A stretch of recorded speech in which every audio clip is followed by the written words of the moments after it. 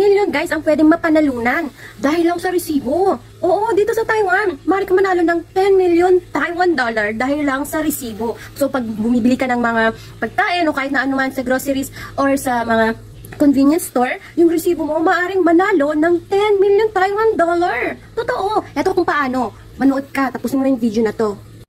Hey guys, so napag-alaman ko nga na yung mga resibo pala dito sa Taiwan ay hindi rin pala basta yung mga may barcode na ganito ay palang manalo ng mga prices nila. 10 million ang prices na maalim mo panglunan dahil lang dito sa mga resibo. O diba? So ang ginawa ko, inipon ko lahat yan, mga resibo ko. Yung mga ganitong klaseng barcode yan. So 7-Eleven, Family Mart, Carrefour, at supermarket, yan. So inipon ko lahat yung mga resibo. Ayan na nga, start natin siya na i-scan. Okay, so meron pa ako dito. So ayan nga, meron pa yung minsan. Dahil minsan napag-alaman kong ganito. So, mula nun, nag-start ako na mag-ipon. Yan, i-scan ko lahat yun. So, i-scan ko lahat. 10 million for matching all digits of the special prize winning. So, sa special prize yun. So, sa grand prize, sabi dito, 2 million for matching all digits of the grand prize winning number. Tapos, sa first prize naman, 200,000 for matching all digits from many of the first prize winning numbers. Okay, so tatlong number naman yun para sa 200,000 Taiwan dollar. Ngayon naman, sa mga iba dito sa second prize, sabi 40,000 for matching the last 7 digits. Last 7 digits guys. So kahit 7 digits lang. Kasi ilan na to? 2, 4, 6, okay, 8 siya. Tapos pag 7 digits naman na yung second prize ay 40,000. Third prize, 10,000. 6 digits naman ito. Sa fourth prize naman, 4,000 for matching the last 5 digits naman to guys. Fifth prize, 1,000 for matching the last 4 digit.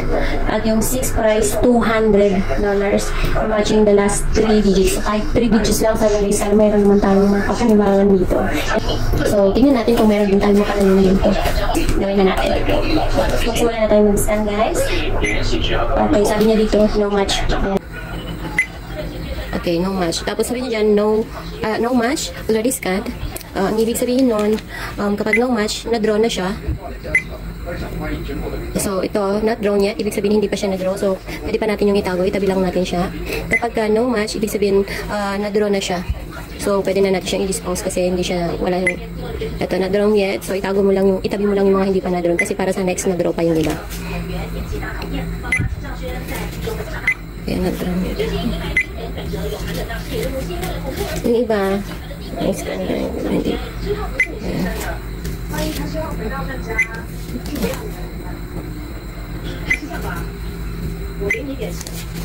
No match. Ayan, pwede nang itapon pagka no match siya. Ayan, pwede na natin itapon. Ibig sabihin, na-draw na siya at wala siyang, walang nag-match yung sa number niya. So, no match, pwede na itapon pag no match.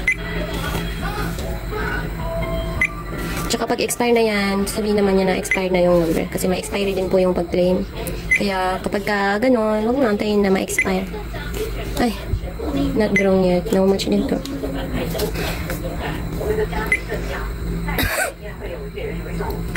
Ito not drawn. Ayan, pwede pa natin itago.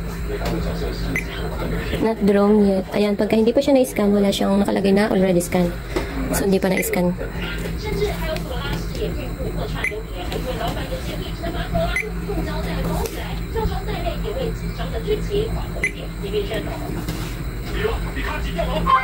Uy! Ayan guys, so yeah, meron tayong match. So pwede natin yung tignan. Yung na-match natin, yung one match. So makikita mo dito, sabi niya yung 6 price daw. So sa 6 price, ibig sabihin yung 3 digits niya match siya. So yung 3 digits dito is 574. 574 na match siya. So meron tayo na pala. Okay, meron pa tayong isang resibo guys na malay mo manalo din ito. Okay, not drawn yet. So, itago lang natin yung mga not drawn yet. So, ayan nga. Meron tayo naman nalalong isang resibo. So, $200 din yan, guys. Okay? So, yun nga pala, yung scanner natin na yan. Dito malalaman.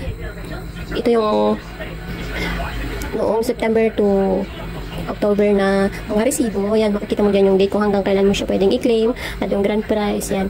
Tapos, ito naman yung noong July at saka August. So, pwedeng i-claim ng October hanggang January 2026 pa po. So, malalaman mo dito sa area na to. So, ganito yung gamitin. So, ito yung mga receipt. Dito mo malalaman yung mga na-scan mo na. Minsan, hindi mo na kailangan i-scan ulit. So, kapag merong nag-match, kapag after ng draw, papakita niya dyan na merong nag-match dun sa mga na-scan mong receipt. So, hindi mo na kailangan ulitin pang i-scan. Pero, kailangan mong hanapin, syempre, yung resibo. So, ulit na guys. Ayan, meron tayong 1 match. Tapos, 16 receipts lahat yung na-scan natin. So, yung 1 match natin, nagpakita nga dito. Ayan nga, meron tayong isang winning na resibo. So, kailangan natin tong i-claim. So, paano to i-claim guys? Paano i-claim yung 200?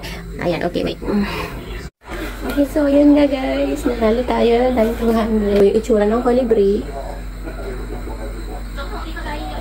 Sa mga magtatanong din kung paano po natin i-claim yung prizes natin, bali, pakipanood na lang po natin yung next video natin, yung part 2 po ng video natin.